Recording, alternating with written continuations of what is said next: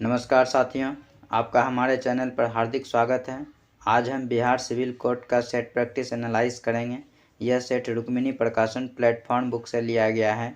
यदि आप court clerk, court reader, stenographer या चपरासी पोस्ट के लिए फॉर्म भरे हैं तो यह प्रैक्टिस सेट आपके लिए काफ़ी कारगर सिद्ध होगा। यह सेट पूर्णतः नए सिलेबस पर आधारित है तथा इसमें सभी विषयों को त्रुटिहीन तरीके से एनालाइज किया गया है। तो आप वीडियो को शुरू से अंत तक जरूर देखें तथा साथ ही साथ इसमें इससे संबंधित महत्वपूर्ण बातों को शामिल किया गया है ताकि आपकी तैयारी बहुत अच्छी हो सके। यदि आप चैनल पर नए हैं या चैनल को अब तक सब्सक्राइब नहीं किए हैं तो चैनल को जल्द से जल्द सब्सक्राइब कर दें तथा वीडियो को लाइक एवं शेयर कर दें। आइए अब चलते हैं सवाल की ओर। आज का टेस्ट सीरीज नंबर 12 है, तो इसमें हिंदी सेक्शन है। हिंदी सेक्शन के सवालों को हम देखेंगे। पहले इसमें पहला सवाल है, कर्म में तत्पर रहने वाला वाक्यांश के लिए एक शब्द क्या होगा? सही उत्तर है आपका कर्मठ, ऑप्शन ए। नेक्स्ट, विधेय का उपयुक्त विलोम क्या होगा? सही उत्तर है आपका ऑप्शन ए, देह। दास का विलोम होता है आपका स्वामी।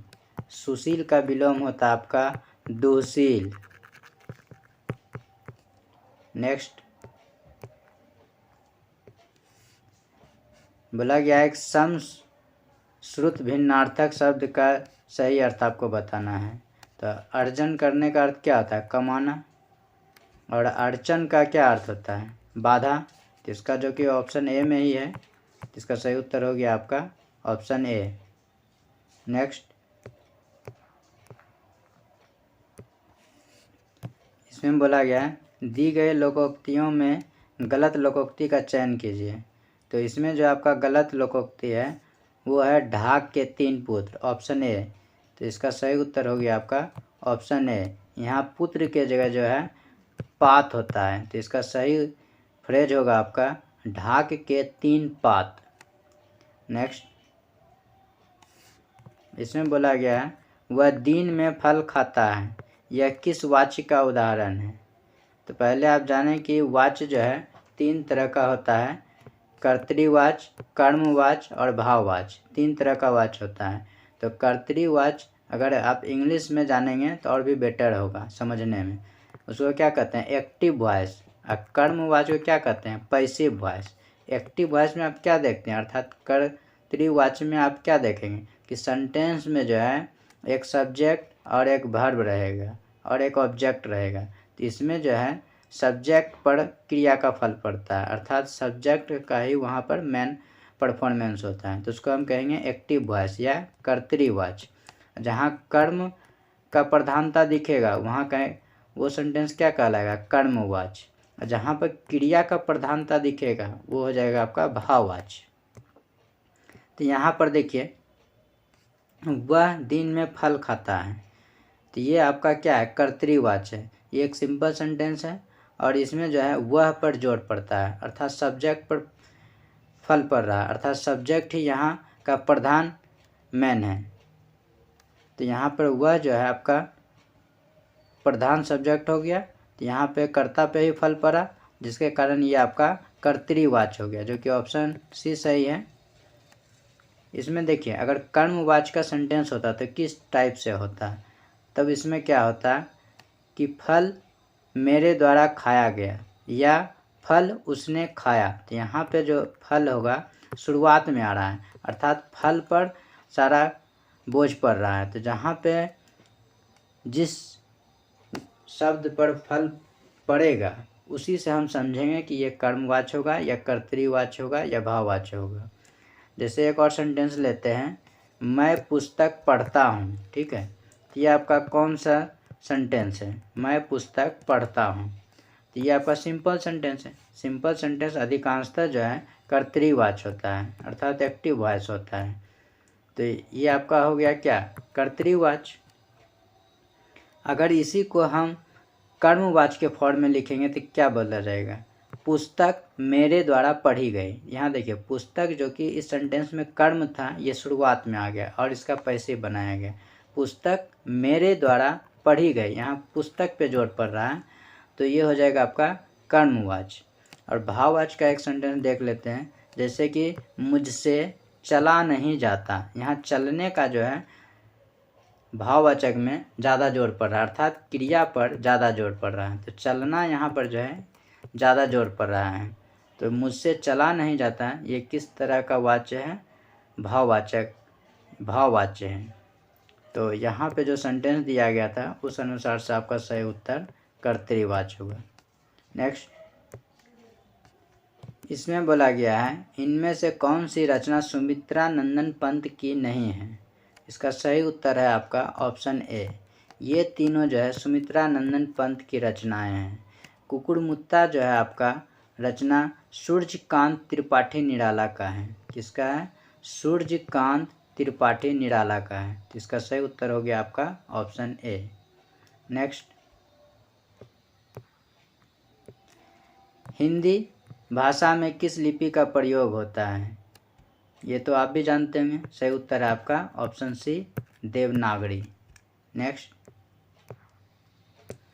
जिसके हाथ में वीणा है, इसके लिए एक शब्द ढूंढना है, क्या हुआ? सरस्वती, जो कि ऑप्शन डी में है। नेक्स्ट, अतीत का समानार्थी शब्द बताना है। अतीत का अर्थ क्या होता है? बीता हुआ, अर्थात विगत, जो कि ऑप्शन में सी में दिया गया है। तो सही उत्तर हो जाएगा ऑप्शन सी। आगत का अर्थ होता है आने वाला। नेक्स्ट, बोला गया यहाँ कौन सा शब्द शुद्ध है? जिसमें ऑप्शन ए जो है ललायित, ये आपका शुद्ध है। सही उत्तर है आपका ऑप्शन ए। नेक्स्ट, सुमति शब्द का विलोम शब्द कौन सा होगा? सुमति का अर्थ क्या होता है? अच्छा विचार, ठीक है। तो इसका उल्टा क्या होगा? कुमति, जो कि ऑप्शन ए में है। सही उत्तर हो गया आपका ऑप्शन ए। नेक्स्ट, इसमें बोला गया एक शब्द देना है आपको, पहाड़ का निचला भाग क्या कहलाता है? तो इसका सही उत्तर हो जाएगा आपका उपत्यका। और आदित्यका, ये जो है पहाड़ का ऊपरी भाग को कहा जाता है। जब ऊपरी भाग की चर्चा हो तो आदित्यका कहेंगे। पहाड़ का ऊपरी भाग आदित्यका कहलाता है। और पहाड़ पर जो निवास करता है या पहाड़ में रहने वाला या पहाड़ से कोई सामान आप लाते हैं जैसे जड़ी बूटी वगैरह, उसको हम क्या कहेंगे? पहाड़ी, ठीक है। औरस जो है शादीशुदा महिला से उत्पन्न बच्चा को हम क्या कहेंगे? औरस कहेंगे, ठीक है, अर्थात वैध संतान। Next,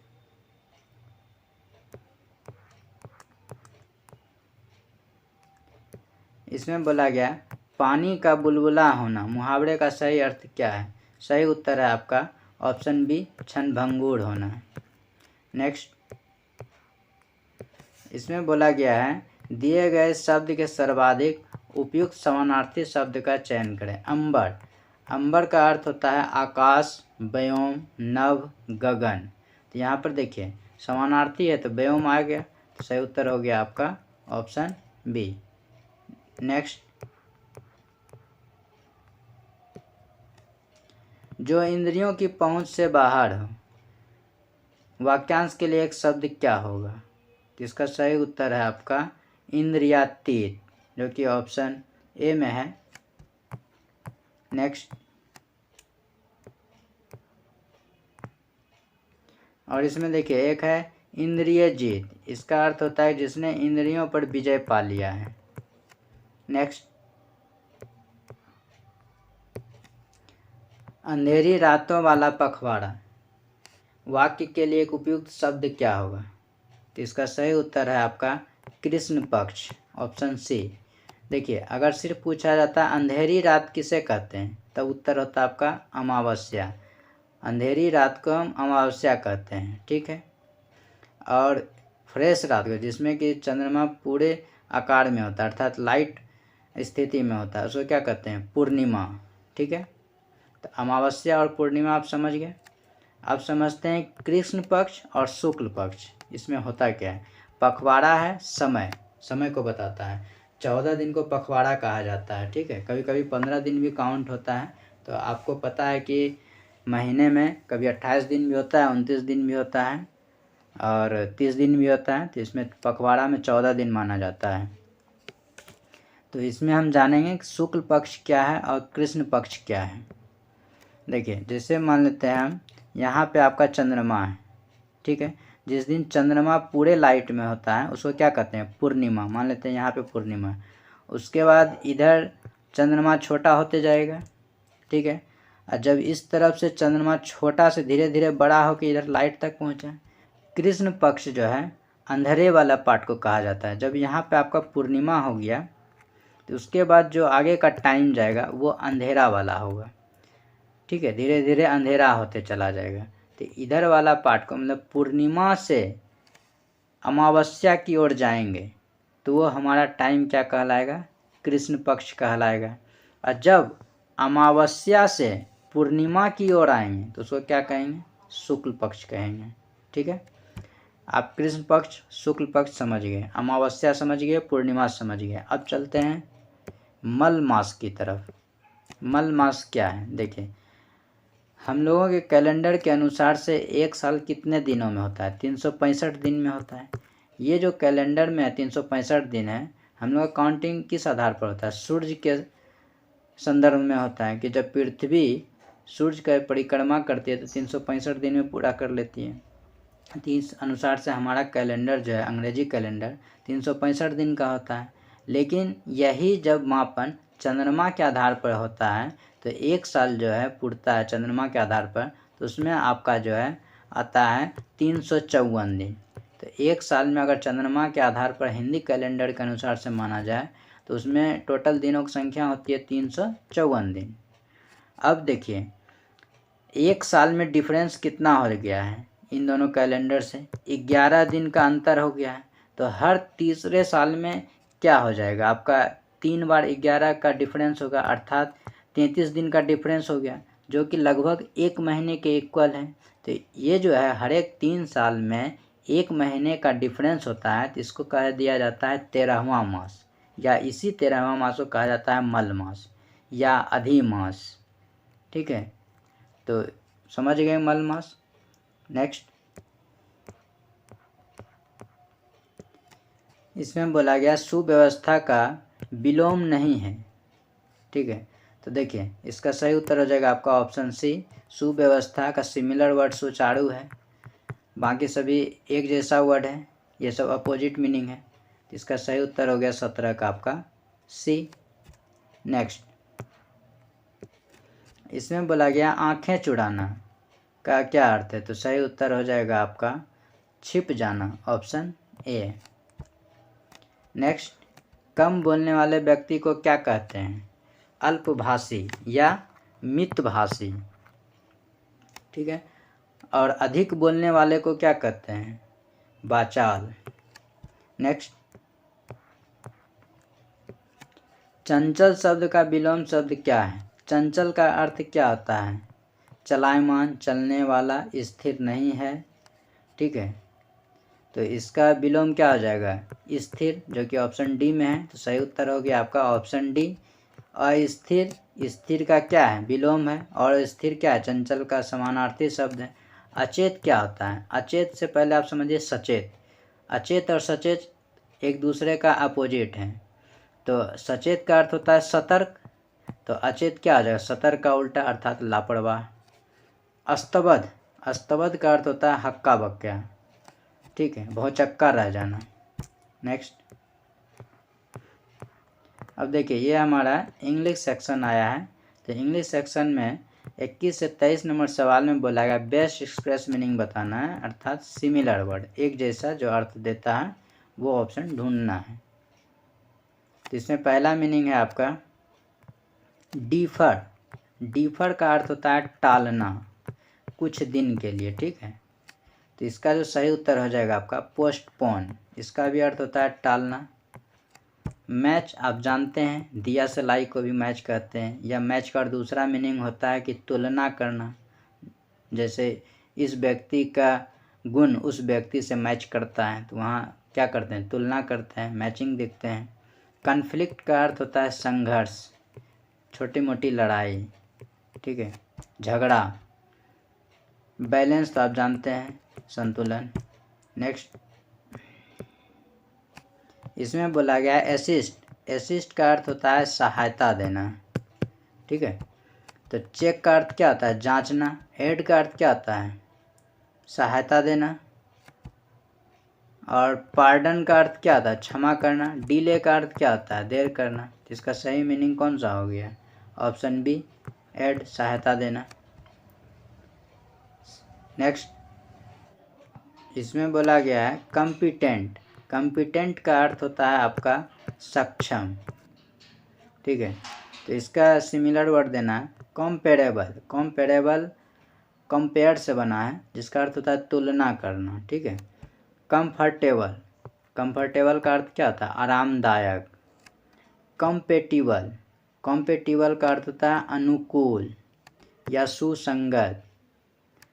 capable. कैपेबल का अर्थ होता है योग्य या सक्षम। तो इसका सही मीनिंग आपका हो गया ऑप्शन डी। सही उत्तर हो गया ऑप्शन डी, कैपेबल। नेक्स्ट इसमें बोला गया है 24 से 26 नंबर सवाल में अपोजिट मीनिंग देना है। अस्टार्वे। अस्टार्वे का अर्थ क्या होता है? भूखों मरना या दरिद्रता। इसका उल्टा क्या हो जाएगा? देखिए, रिफ्रेन का क्या अर्थ होता है? परहेज करना। फास्ट का अर्थ क्या होता है? एक तो आप अर्थ जानते होंगे नॉर्मल, तेज, और दूसरा फास्ट का अर्थ होता है उपवास। जब कोई आदमी दिन भर सहता है पूजा पाठ के लिए, उसको क्या कहते हैं? फास्टिंग में है, अर्थात उपवास पर है। डाइट का भी यही अर्थ है, उपवास। अष्टक का अर्थ होता है ठूस ठूस कर खिलाना या बहुत ज़्यादा खाना, भरपेट खाना। तो यहाँ पे भूखमरी छा गया था स्टार्वे का अर्थ, यहाँ पे खा रहा है भरपेट। इसका अपोजिट मीनिंग हो गया आपका option C. Next prosper. Prosper का अर्थ होता है समृद्ध या फलना फूलना, ठीक है। तो थ्राइव का भी अर्थ होता है फलना फूलना या विकसित होना। ब्लूम का भी अर्थ यही है, फलना फूलना विकसित होना। फ्लोरिश का भी यही अर्थ है। डिक्लाइन का अर्थ क्या होता है? अवनति, घटना। तो इसका अपोजिट मीनिंग कौन सा हो गया? ऑप्शन सी हो गया। सही उत्तर हो गया आपका option C. Next protect. Protect का अर्थ होता है क्या? सुरक्षित। तो इसका अपोजिट क्या हो जाएगा आपका? हार्म, हानि। ऑप्शन सी हो जाएगा। कवर, ढकना या आवरण। सिक्योर, सुरक्षित, कीप, रखना। नेक्स्ट दोस्तों, हम जानते हैं कि आप वीडियो ज़रूर देखते हैं, लेकिन वीडियो को ना तो आप सब्सक्राइब करते हैं और ना ही लाइक करते हैं। कम से कम इतना प्यार तो आप दे ही सकते हैं। तो आप ज़रूर चैनल को सब्सक्राइब करें और लाइक करें, क्योंकि वीडियो बनाने में काफ़ी वक्त लगता है और हर एक ऑप्शन का एनालाइज करने का मतलब है कि हम भी इस चीज़ को कहीं न कहीं बहुत ही गहराई से पढ़ते समझते हैं, तभी आपके पास ये वीडियो का कंटेंट लाते हैं, ताकि आपके पास जो भी हम कंटेंट उपलब्ध कराएं उससे आपको 100% जेन्युइन और ऑथेंटिक ज्ञान मिल सके और विदाउट एनी एरर। 27 नंबर सवाल में बोला गया आपका Sachin Tendulkar batting skill make him a cut above the rest. क्या कहा गया?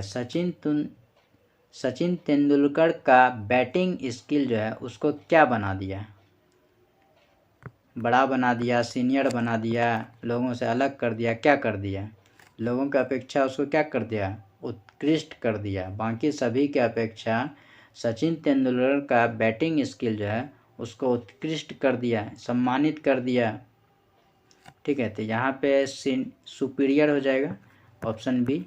Next a place where games are played for money. एक ऐसा जगह जहाँ पैसे के लिए गेम खेला जाता है उसको क्या कहते हैं? कैसीनो, जुआ घर।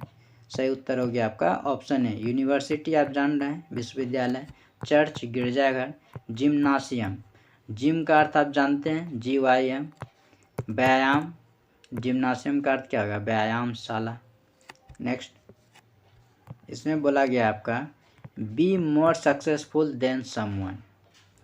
अन्य लोगों की अपेक्षा ज़्यादा सक्सेस होना, उसको क्या कहते हैं? देखिए, सक्सेस सफल, विन जीतना, बिट पराजित करना, आउट डू का अर्थ होता है मात देना, ठीक है। सक्सेस तो आप समझ रहे हैं, विन भी समझ रहे हैं। बिट होता है कि आप जैसे आप रेस में हैं, चाहे कोई काम कर रहे हैं, दो प्रतिभागी या दो से ज़्यादा हैं, तो उसमें आप किसी एक दूसरे को हरा रहे हैं तो वहाँ पे बीट का प्रयोग होता है, ठीक है।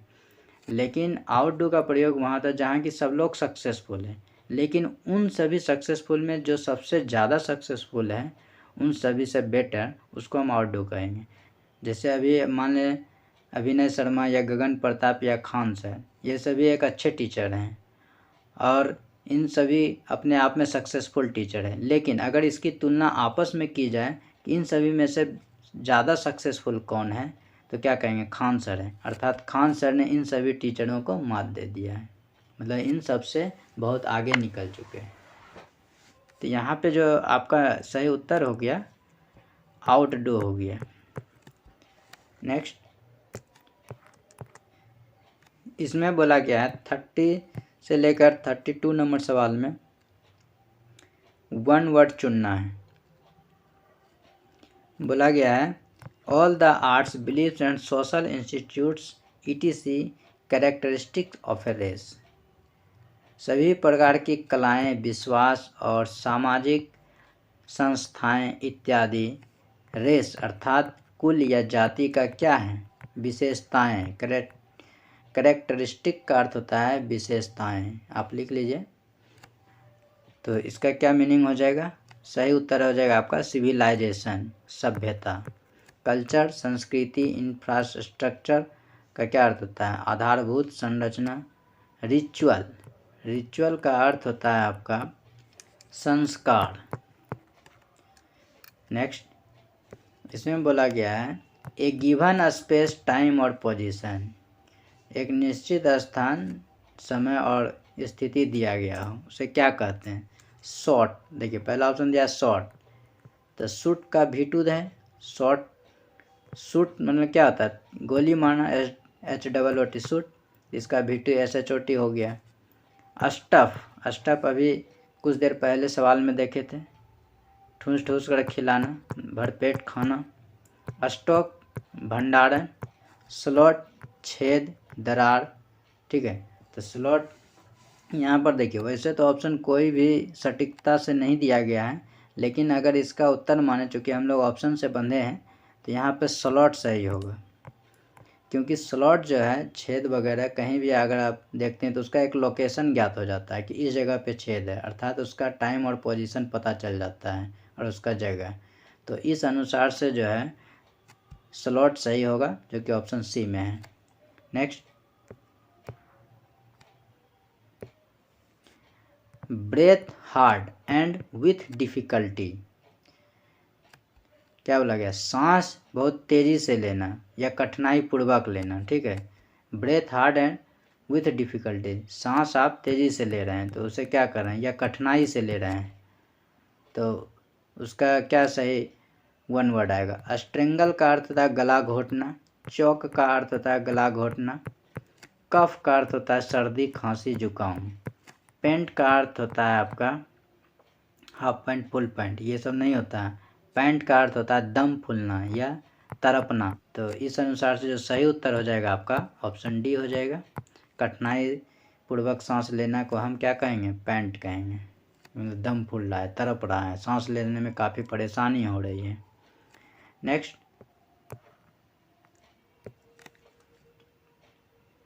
33 से 35 नंबर सवाल में बोला गया है कि एक वर्ड जो है आपका गलत है, मिस स्पेल्ड है, उसको आपको चुनना है। देखिए फ्रॉड कैसे होता है, पहला ही मीनिंग इसमें गलत लिखा हुआ है, FRAUD होता है, ठीक है। यहाँ W दे दिया है, यही गलत है। STER, फ्रॉड का अर्थ क्या होता है, चालबाज। STER का मतलब क्या हो गया, चालबाजी करने वाला। तो यहाँ पर सही उत्तर आपका ऑप्शन ए मिल गया। गैंगस्टर का अर्थ होता है बदमाश, गुंडा, मवाली। प्रैंक स्टेर, प्रैंक का अर्थ होता है परेशान करना, ठीक है। आप वीडियो वगैरह भी बहुत सारा देखते होंगे प्रैंक वाला, तो उसमें एक दूसरे को क्या करता है, परेशान करता है, शरारत करता है। तो ये प्रैंक स्टेर मतलब शरारत करने वाला, ये शरारती। ट्रिक स्टेर, ट्रिक का अर्थ होता है चालबाजी, तो इसका अर्थ हो जाएगा धूर्ती, धूर्त, चालबाजी। नेक्स्ट, फ्लेम, फ्लेम का अर्थ क्या होता है? आग, ज्वाला। फ्लॉक का अर्थ क्या होता है? झुंड। फ्लड का अर्थ क्या होता है? बाढ़। फ्लड, देखिए फ्लड यहाँ पे गलत है, ये फ्लड के जगह पे आप FLOUR भी लिख सकते हैं। फ्लोर का अर्थ होता है आटा। एक और होता है फ्लोर,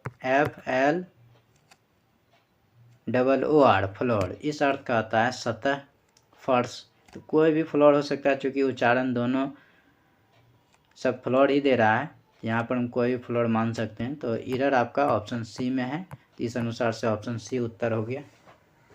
नेक्स्ट, अप्लायंस। अप्लायंस का अर्थ क्या हो गया? उपकरण। तो यहाँ देखिए APPLINCE, ये आपका सही है। सर्किट भी सही है, सर्किट भी आप जान रहे हैं, परिपथ।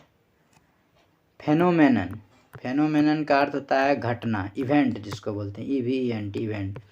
तो PHENOMEN, ये भी आपका सही है। एसोसिएट आपका गलत है, ASSOCIATE होता है, ASSOCIATE,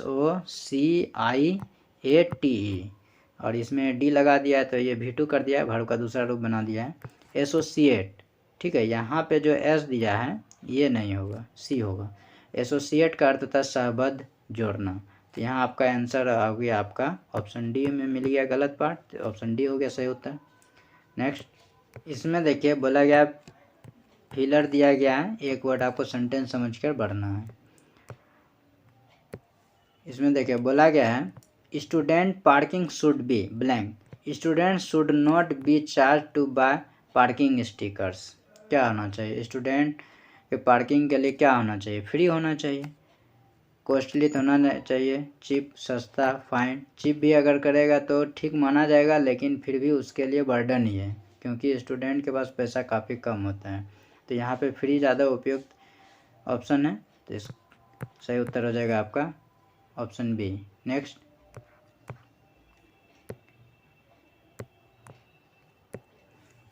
इसमें बोला गया है there is a blank amount of fatty acid and carbohydrate in some of the imported chocolates. देखिए एक्सपोर्ट और इम्पोर्ट, एक्सपोर्ट क्या होता है? निर्यात करना, इम्पोर्ट क्या होता है? खरीदना। मतलब खरीदने वाला चॉकलेट अर्थात आयातित चॉकलेट में क्या होता है? कार्बोहाइड्रेट होता है, और फैटी एसिड का क्या बोला जा रहा है? अमाउंट होता है। किस तरह का अमाउंट होता है? मात्रा। अमाउंट का अर्थ यहाँ पे मात्रा होगा। देखिए नेग्लेक्टिंग का क्या अर्थ है? उपेक्षा करना, ये तो होगा नहीं। नेग्लिजेंट का अर्थ होता है लापरवाह, ये तो होगा नहीं। नेग्लिजिबल, इसका अर्थ होता है नगण्य या बहुत कम मात्रा में। नेग्लेक्टेड, ये तो वर्ब हो गया, नेग्लेक्ट उपेक्षा करना का वर्ब हो गया, ये V2 दिया है, ये तो होगा नहीं। तो यहाँ पे जो है आपका नेग्लिजिबल होगा।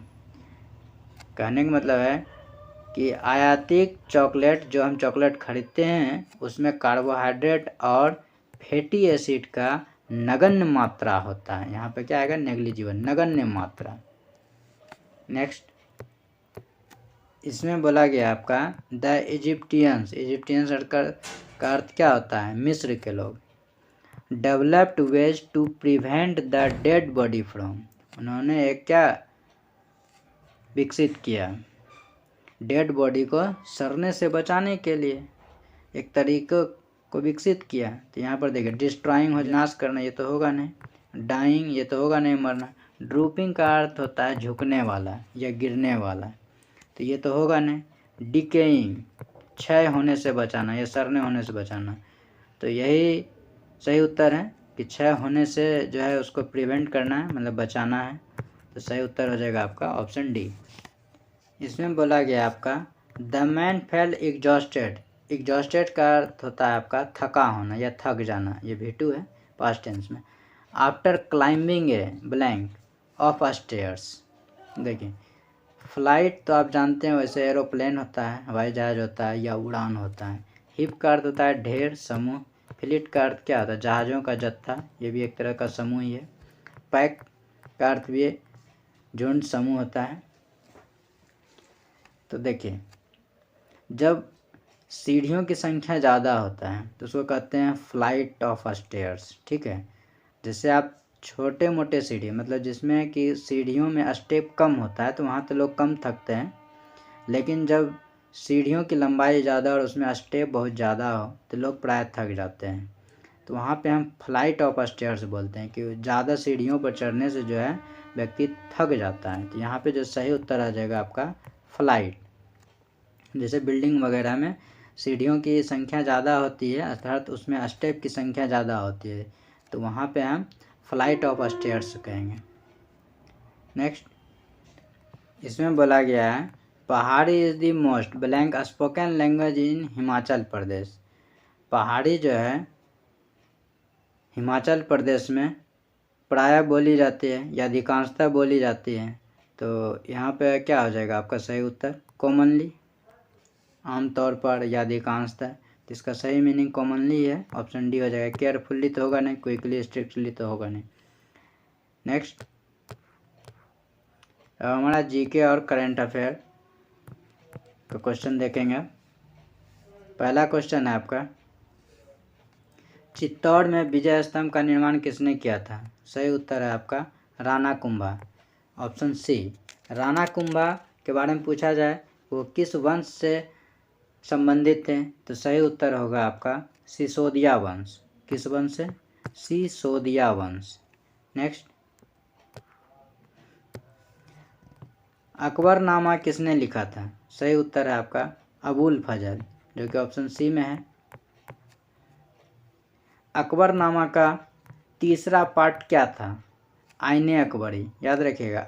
अकबरनामा का तीसरा भाग क्या था? आईने अकबरी। नेक्स्ट,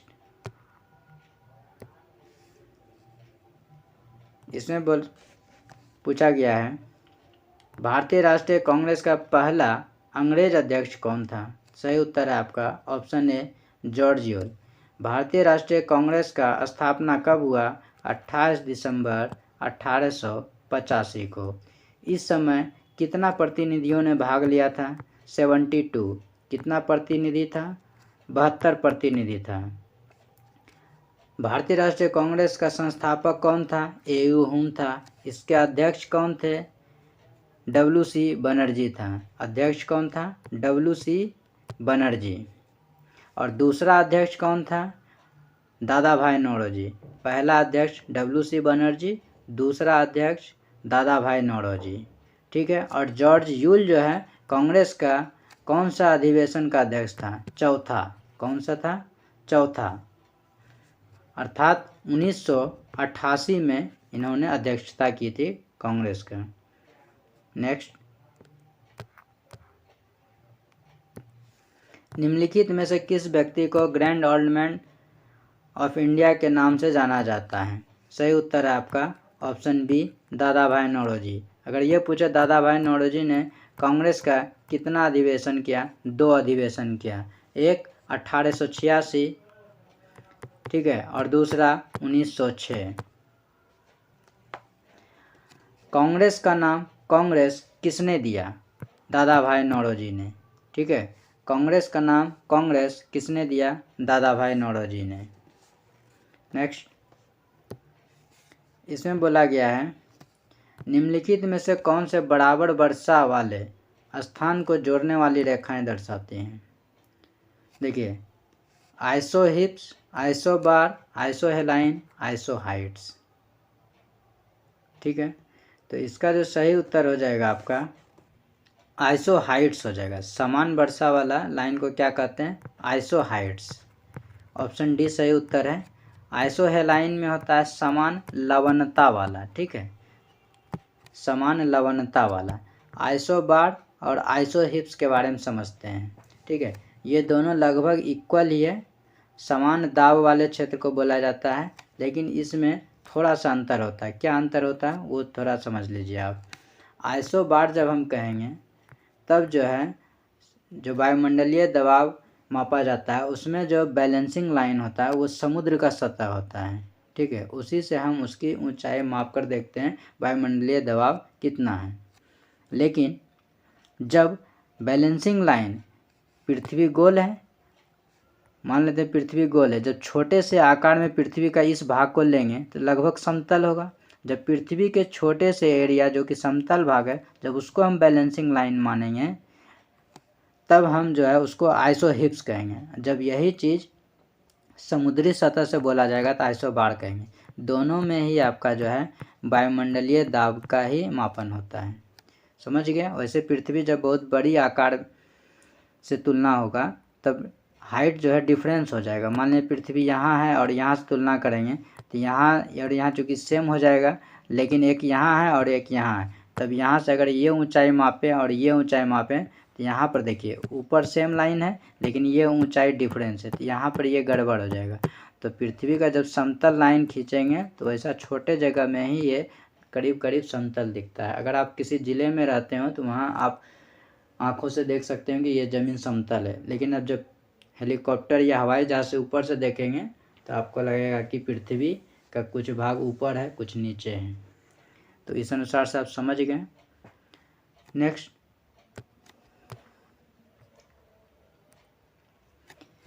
बोला यदि भारत में कर्क रेखा के स्थान पर विषुवत रेखा होती तो यहाँ की जलवायु पर क्या प्रभाव पड़ता है। जैसे मान लेते हैं ये पृथ्वी है आपका, ये आपका विषुवत रेखा है। विषुवत रेखा का अक्षांशीय मान कितना आता है, 0 डिग्री होता है, मालूम है। उसके बाद ये आपका नॉर्थ है ऊपर में, नीचे आपका साउथ है।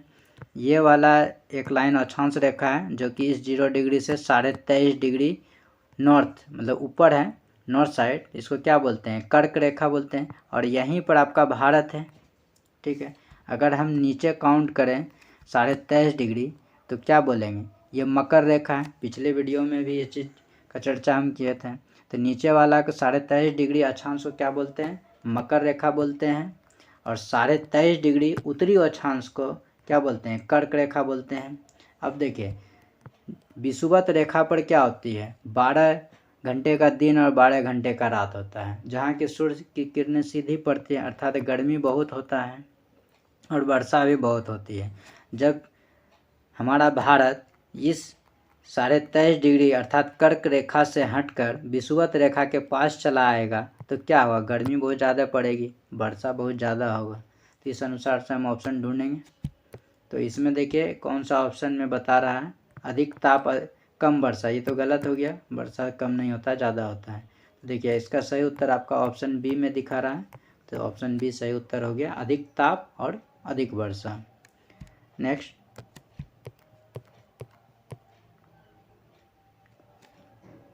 इसमें बोला गया भारत में चंदन की लकड़ी के वन कहाँ पाए जाते हैं। सही उत्तर है आपका नीलगिरी की पहाड़ी, जो कि ऑप्शन सी में है। अगर यहाँ पूछ लिया जाता है चंदन की लकड़ी भारत के किस राज्य में सबसे ज़्यादा पाया जाता है, तब आप बताएंगे क्या, कर्नाटक राज्य। नेक्स्ट, इसमें पूछा गया है भारत की तटरेखा की कुल लंबाई कितनी है। यहाँ कुल लंबाई बोला गया है, तो तटरेखा की कुल लंबाई जो है आपका 7516 किलोमीटर है। अगर ये पूछा जाता मुख्य भूमि का तटीय भाग की लंबाई कितनी है, तब बोलते 6100 किलोमीटर है, ठीक है। नेक्स्ट, इसमें पूछा गया है एक नागरिक के मौलिक कर्तव्यों में शामिल है, क्या शामिल है, संविधान, राष्ट्रीय ध्वज एवं राष्ट्रीय गीत के प्रति श्रद्धा, राष्ट्रपति के प्रति श्रद्धा, ये तो गलत बात है। सरकार के प्रति श्रद्धा, ये गलत है, तो ये तो होगा ही नहीं। इसका जो सही उत्तर है ऑप्शन ए है। तो वर्तमान में कितना मौलिक कर्तव्य है, 11 है। पहले कितना था, 10 था, ठीक है। मौलिक कर्तव्य कहाँ से लिया गया है, रूस से लिया गया है। अब मौलिक अधिकार कहाँ से लिया गया है, अधिकार पूछे तो अधिकार में देखिए ओ है, तो इसका उत्तर हो जाएगा अमेरिका। अमेरिका में भी ओ है, कंफ्यूज नहीं करेंगे। अधिकार कहाँ से हो गया, अमेरिका से। कर्तव्य कहाँ से लिया गया है, रूस से, ठीक है। तो इसमें एक मौलिक कर्तव्य जो जोड़ा गया है वो आपका 86वां संविधान संशोधन के तहत जोड़ा गया है। कितना, 86वां संविधान संशोधन। 86वां संविधान संशोधन जो है आपका 2002 में हुआ। कब हुआ, 2002 में हुआ। इसमें पूछा गया है हमारे राष्ट्रीय ध्वज पर अंकित सत्यमेव जयते कहाँ से लिया गया है। तो सही उत्तर हो जाएगा आपका मुंडकोपनिषद से। ठीक है, भागवत गीता जो है भारत का राष्ट्रीय पुस्तक है। सत्यमेव जयते जो है हमारा राष्ट्रीय वाक्य है। सामवेद में संगीत का उल्लेख किया गया है। पुराणों की संख्या कितनी है? 18। नेक्स्ट, इसमें बोला गया है भारतीय संविधान का अनुच्छेद 25 का संबंध किससे है। पहले ये समझ लेते हैं मौलिक अधिकार जो है संविधान के किस भाग में है। तो भाग 3 में है। मौलिक अधिकार का वर्णन संविधान के किस भाग में है? भाग 3। और अनुच्छेद पूछे तब आपको बताना है 12 से 35। मौलिक अधिकार संविधान के किस अनुच्छेद में वर्णित है? 12 से 35। भाग पूछे तो 3। अब इसमें से जो है शुरुआत में मौलिक अधिकार की संख्या 7 था, लेकिन संशोधन हुआ 44वां संशोधन 1978 में, तब जो है मौलिक अधिकारों की संख्या 6 कर दी गई, जिसमें कि संपत्ति के अधिकार को कानूनी अधिकार बना दिया गया। संपत्ति का अधिकार पहले मौलिक अधिकार था, लेकिन अब उसे कानूनी अधिकार बना दिया गया। अब जो इसका वर्णन है संपत्ति का अधिकार संविधान के अनुच्छेद 300 का ए में वर्णित है, और पहले जो है संपत्ति का अधिकार संविधान के अनुच्छेद 31 में वर्णित था। ठीक है, अब जानते हैं कि यह जो 6 अधिकार मिला है हमें, उसका संविधान में किस किस अनुच्छेद में है। तो 6 तरह का अधिकार अभी प्राप्त है। पहले समानता का अधिकार है, जो कि आपका 14 से 18 में वर्णित है। ठीक है, स्वतंत्रता का अधिकार आता है दूसरा में। स्वतंत्रता का अधिकार आपका 19 से 22 में वर्णित है। शोषण का अधिकार आता है आपका, ये आपका आता है 23 से 24 में। चौथा है आपका धर्म की स्वतंत्रता का अधिकार 25 से 28।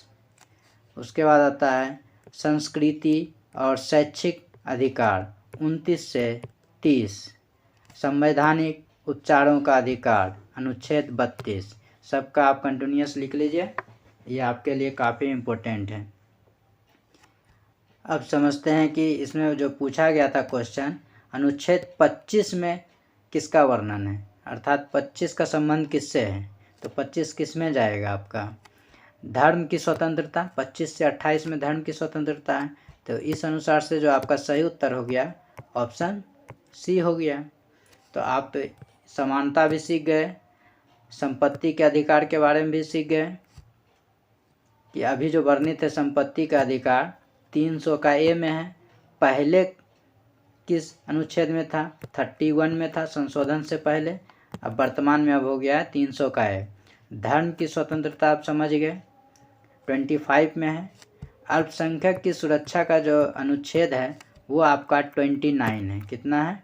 29 है। अगर ये पूछ ले भारत में अल्पसंख्यकों की संख्या कितना प्रतिशत है, तो 19% है। नेक्स्ट,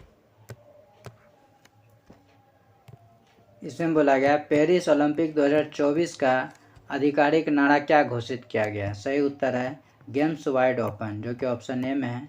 दोस्तों, यदि आप चैनल पर नए हैं तो आप चैनल को ज़रूर सब्सक्राइब कर दें, या अब तक नहीं किए हैं तो भी चैनल को ज़रूर सब्सक्राइब कर दें, और वीडियो को लाइक एवं शेयर करना ना भूलें। इसके अलावा जो है 1 से लेकर 10 तक का सेट अपलोड कर दिया गया है, तो उसका आप लिंक चैनल के डिस्क्रिप्शन बॉक्स में जाएंगे तो आपको मिल जाएगा, या आप चैनल के प्लेलिस्ट में जाएंगे, वहाँ कैटेगरी वाइज सभी तरह का वीडियो अपलोड किया गया है जो आपके लिए कारगर सिद्ध होगा। तो आप वहाँ से भी हर वीडियो को देख सकते हैं। नेक्स्ट,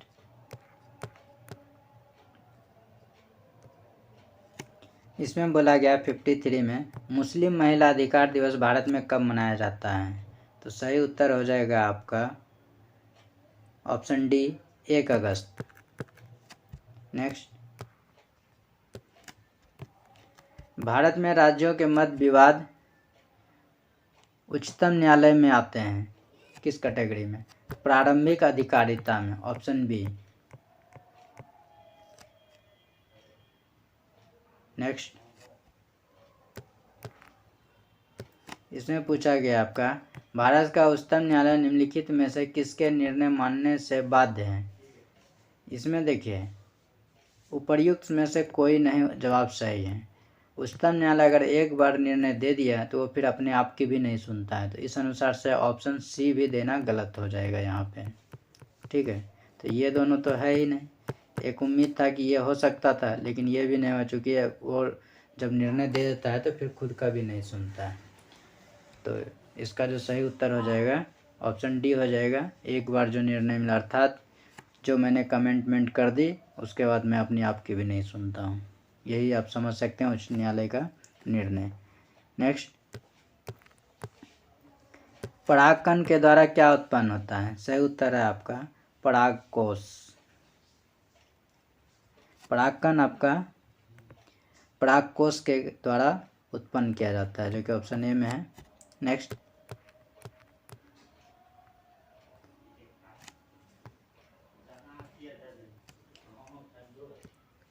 इसमें बोला गया है कौन सा धातु जो है उभयधर्मी ऑक्साइड है? उभयधर्मी ऑक्साइड कहने का अर्थ होता है कि वैसा धातु जो कि क्षारीय भी है, अर्थात क्षारीय की तरह काम करता है, और अम्लीय की तरह भी काम करता है, उसको उभयधर्मी ऑक्साइड कहते हैं।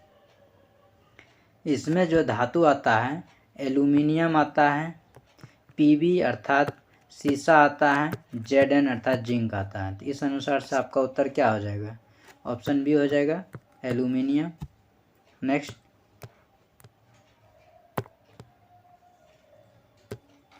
इसमें बोला गया है जब किसी वस्तु को एक अवतल दर्पण के अनंत पर रखा जाता है तो उसका प्रतिबिंब कहाँ बनता है? जैसे सूर्य अनंत पर है तो उसका प्रतिबिंब कहाँ बनेगा? फोकस पर, जो कि ऑप्शन ए में है।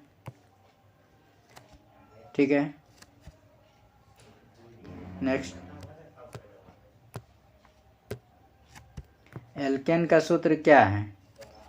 CnH2n+2, ऑप्शन बी सही है।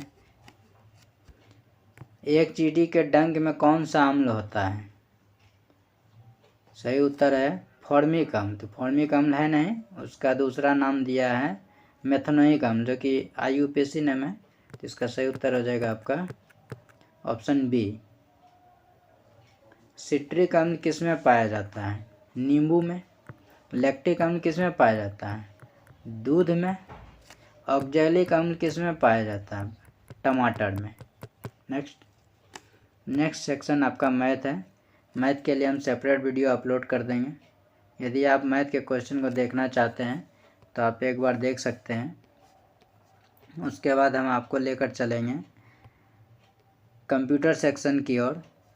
तो आप मैथ के सवालों को एक बार अपने से भी खुद बनाएंगे। नहीं बनेगा तो जब चैनल पर वीडियो अपलोड कर दिया जाएगा तो आप वहां से सॉल्यूशन को देख सकते हैं। मैथ और रीजनिंग का सॉल्यूशन रहेगा। तो आइए चलते हैं आप कंप्यूटर सेक्शन की ओर। अगर आप चैनल पर नए हैं तो आप ज़रूर शुरू से अंत तक पूरे सेट को बनाएं, तभी आपका क्लियरेंस बहुत ही अच्छा होगा। चलिए अब कंप्यूटर सेक्शन के सवालों को देखेंगे। इसमें बोला गया निम्न में से कौन सी कंप्यूटर प्रोग्रामिंग लैंग्वेज नहीं है? तो आपको हम पिछली वीडियो में बताए थे कि पाइथन, जावा, स्क्रिप्ट, कोबोल, C++, लोगो, ये सब क्या है? प्रोग्रामिंग लैंग्वेज है।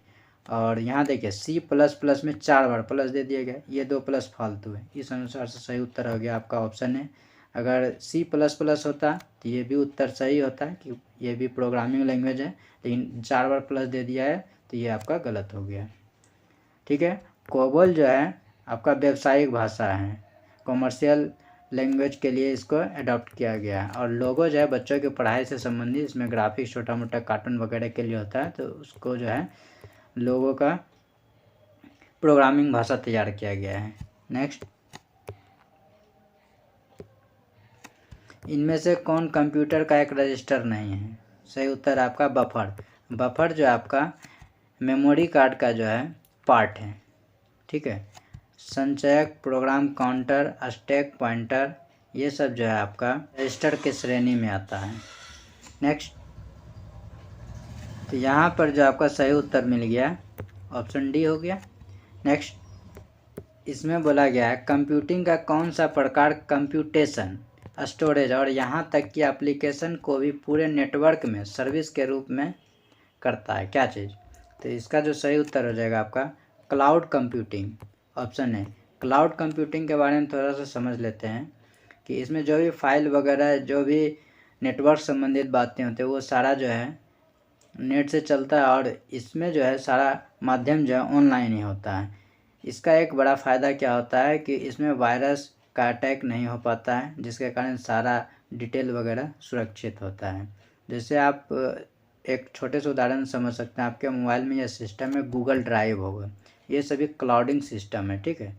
तो इसमें जो भी डाटा आप रखेंगे इस पर वायरस का कोई भी अटैक नहीं होगा। और क्लाउड कंप्यूटिंग से और भी ब्राउज़र है, जैसे आप फ्लिपकार्ट वगैरह ये सब देखते होंगे, ये सब जो है क्लाउड कंप्यूटिंग पर निर्धारित बनाया गया है। इसमें क्या होता है, यदि आप कोई चीज़ परचेज करते हैं तो उसमें आप पेमेंट भी कर देते हैं, अगर वायरस का अटैक रहता है तो वो वायरस अटैकर क्या करता है उसमें एडिट कर देता है, तो आप जो पेमेंट किए वो प्रोडक्ट किसी और के पास चला जाता है, तो इसलिए इसको सेफ ब्राउजिंग माना जाता है, ठीक है। Next,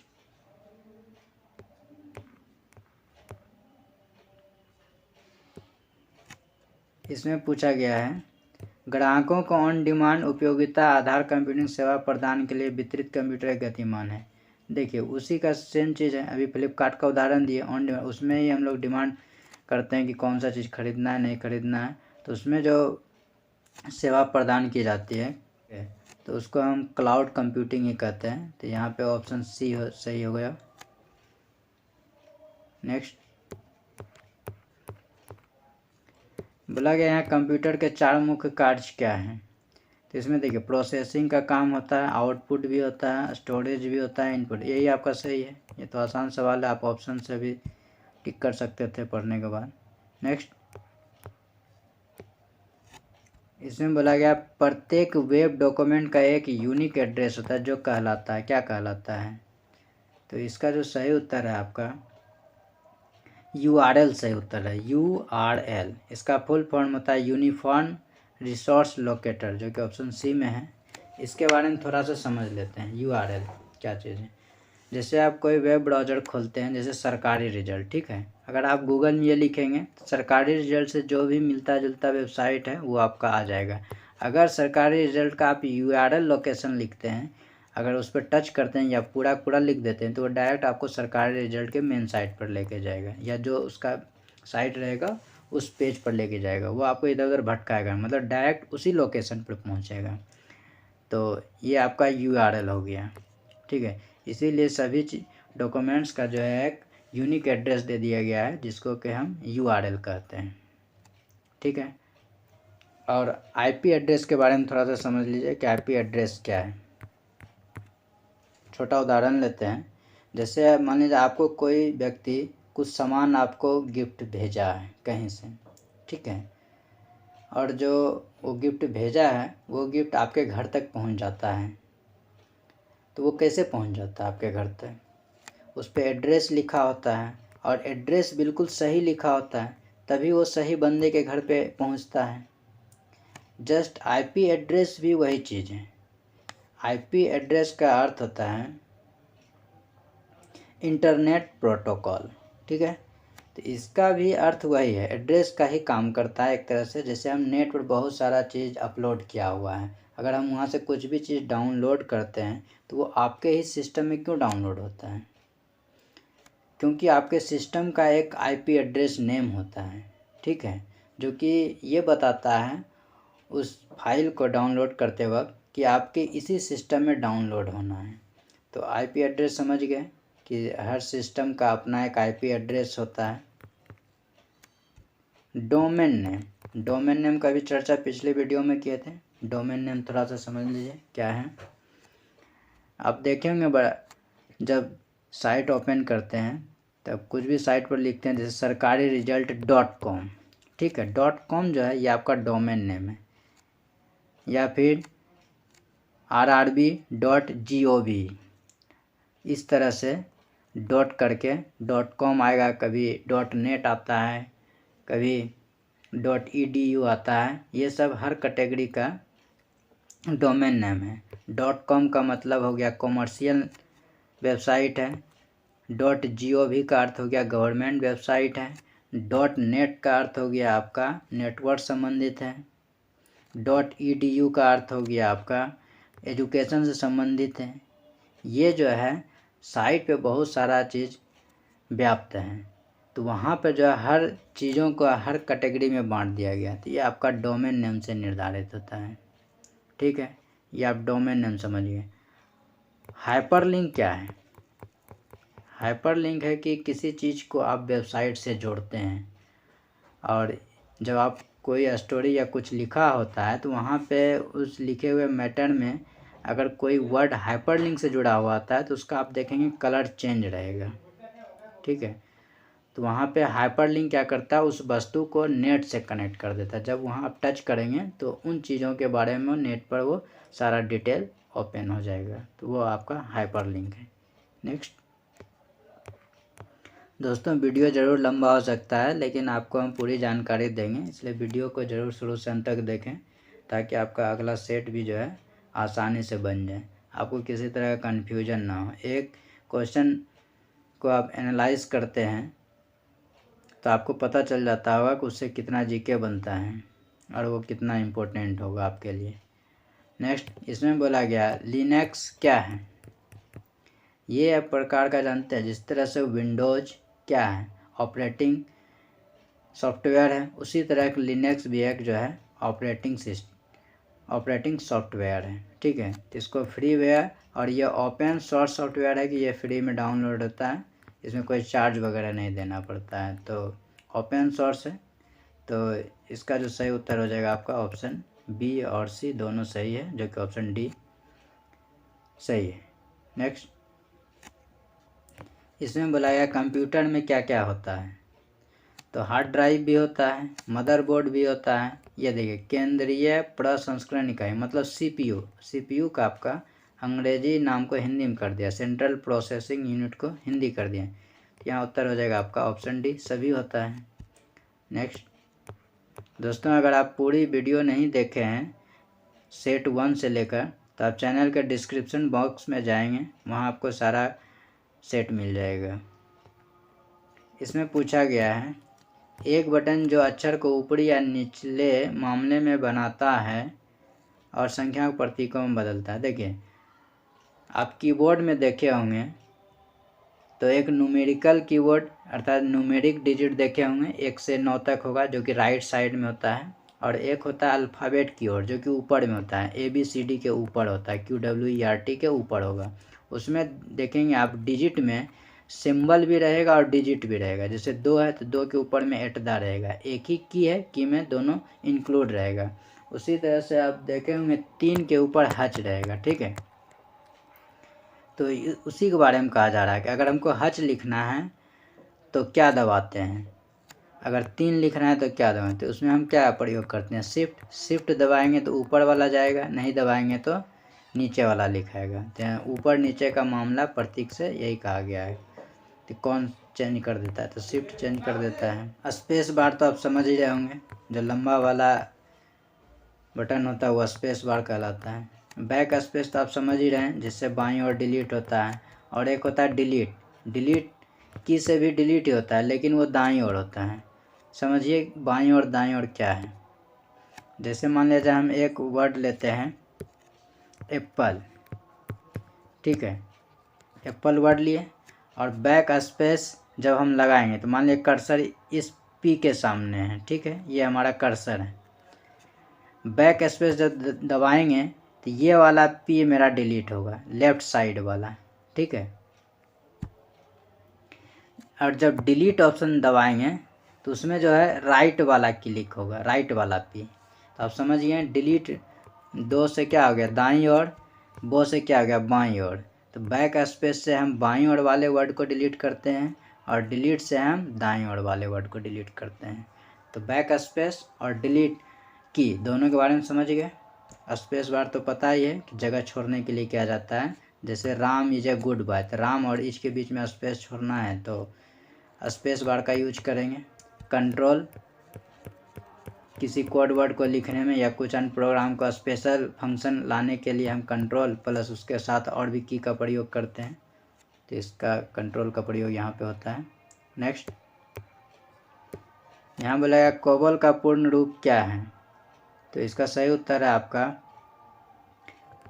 common business oriented language. Next, यहाँ देखिए कोबोल बिजनेस से संबंधित था, देखिए यहाँ आपका बिजनेस भी आया है।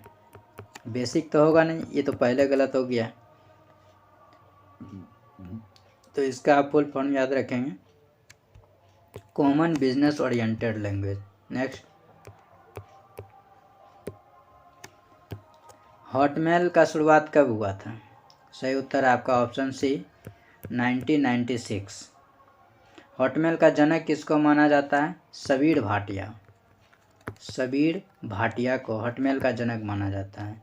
ईमेल का निर्माण कब हुआ, ईमेल का 1982 में। और जीमेल का निर्माण कब हुआ, 2004 में। जीमेल कब शुरुआत किया गया, 2004 में। ईमेल 1982 में, ठीक है। और इंटरनेट का शुरुआत भारत में कब हुआ, 1995 में। नेक्स्ट,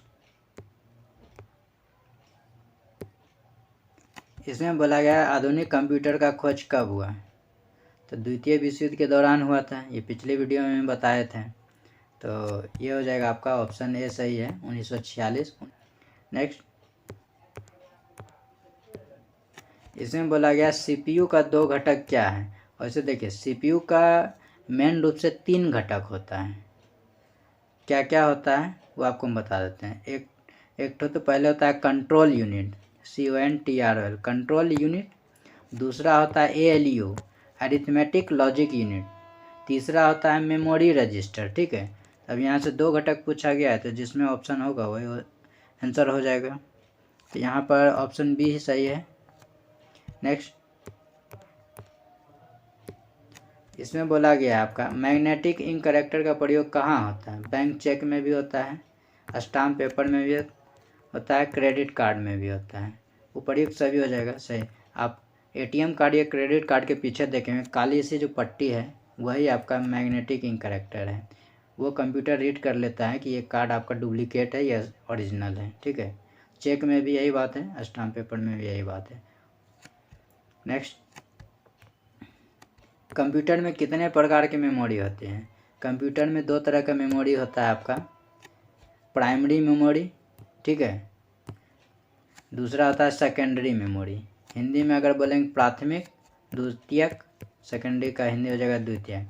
प्राथमिक मेमोरी अर्थात प्राइमरी मेमोरी में जो है आपका आता है कैच मेमोरी, दूसरा आता है रोम, तीसरा आता है रैम, ठीक है। ये सभी आपका प्राइमरी मेमोरी है, जो कि ये सब चीज़ जो है कंप्यूटर में इनबिल्ट होता है, इसके बिना आपका काम चलेगा ही नहीं। या मोबाइल में भी आप देखे होंगे रैम रोम। थोड़ा सा कैच के बारे में आप समझ लीजिए। रैम रोम तो आप जानते हैं 464 का है, तो 4 GB आपका रैम हो गया, 64 GB रोम हो गया, अर्थात इंटरनल मेमोरी। कैच क्या है, रैम उतना फास्ट मेमोरी नहीं होता है जितना कैच होता है, कैच मेमोरी होता है। कैच मेमोरी बहुत ही फास्ट होता है। ये क्या है कि आप जैसे काम कर रहे हैं, अगर एक ही काम बार बार कर रहे हैं, तो कैच मेमोरी क्या करता है, उन चीज़ों को अपने में एब्जॉर्ब कर लेता है, और जब वो फाइल आप ओपन करेंगे तो वो फास्ट ओपन होता है, ठीक है। तो ये आपका कैच मेमोरी है। और सेकेंडरी मेमोरी का जो उदाहरण है उसमें आगे जाएगा आपका magnetic tape, hard disk, floppy disk, कोई भी मेमोरी कार्ड वगैरह, ये आपका जो पेन ड्राइव है, CD DVD, ये सभी आपका सेकेंडरी मेमोरी में आता है, जो कि एक्सिलरी मेमोरी कह सकते हैं इसको, जो कि हम साइड से लगाते हैं। इसके बिना भी कंप्यूटर या लैपटॉप या मोबाइल वगैरह काम कर जाता है। अगर ये है तो आप स्टोरेज बढ़ा रहे हैं एक्स्ट्रा अपने इच्छा के अनुसार से। लेकिन कैच मेमोरी, रैम और रोम के बिना कंप्यूटर या मोबाइल आपका काम ही नहीं करेगा, क्योंकि इसमें ये इनबिल्ट होता है, तो इसको प्राइमरी मेमोरी माना जाता है। ये हमारा 100 क्वेश्चन समाप्त हो गया। मैथ और रीजनिंग इसमें स्किप कर दिए थे, तो इसका भी हम वीडियो लेकर आएंगे। दोस्तों, आपके लिए हम रेगुलर सेट प्रैक्टिस करा रहे हैं, लेकिन आप रेगुलर ना तो सब्सक्राइब करते हैं ना तो लाइक करते हैं। बहुत से ऐसे बंदे हैं सिर्फ वीडियो देखते हैं लेकिन सब्सक्राइब नहीं करते हैं। कम से कम अपना प्यार अपने भाई के लिए तो ज़रूर दिखाया करिए, तभी आपका भाई आपके लिए मेहनत कर पाएगा। तो आपके प्यार के लिए हम मेहनत कर रहे हैं, तो आप ज़रूर सब्सक्राइब लाइक करें। अब आएंगे नेक्स्ट वीडियो में नेक्स्ट टेस्ट सीरीज के साथ। तब तक के लिए अपना ख्याल रखें। नमस्कार, जय हिंद।